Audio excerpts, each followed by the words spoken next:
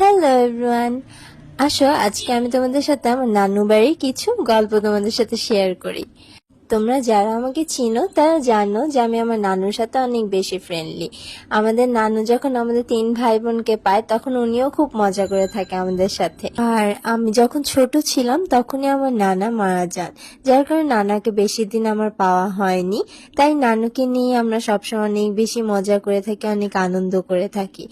আর আমার নানা ছিলেন একজন food district control officer, so তাকে নিয়ে আমি অনেক বেশি প্রাউড ফিল করি। যে সময়টুকু আমি নানাকে পেয়েছিলাম, নানা আমাকে অনেক বেশি আদর করতো, বাট দাইস্কের আর রিমিকোর তেমন ভাবে পাওয়া হয়নি। সো সেদিন নানার চাকরি জীবনের অনেক স্মৃতি আমাদের সাথে শেয়ার করছিল, তার চাকরি জীবনের ছবিগুলো। আসলে অনেক বছর হয়ে যাওয়াতে নানুর অনেক কিছুই হারিয়ে গিয়েছে, বাট কিছু কিছু জিনিস যেগুলো নানা ব্যবহার করত সেই জিনিসগুলো নানু রেখে দিয়েছে।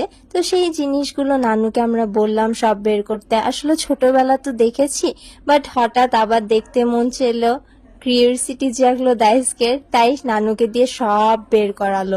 অ্যান্ড আমরা সব কিছু দেখছিলাম। তার মধ্যে নানু আমাদেরকে লাঞ্চ রেডি করে দিল, আমরা লাঞ্চ করলাম সবাই মিলে। যেহেতু ঈদে আমাদের যাওয়া হয়নি, তাই নানু মনে করে আমাদের জন্য সালামিটা ঠিকই রেডি করে রেখে দিয়েছিল। তারপর আমরা বিকেলবেলা নাস্তা করে দেন রাতে খাওয়া দাওয়া করে বাসায় ফিরে আসলাম। বাট আনফর্চুনেটলি আমার সেই ক্লিপসগুলো আর নেওয়া হয়নি। সো এই তো ছিল আমার নানু বাড়ির কিছু গল্প তোমাদের সাথে শেয়ার করা।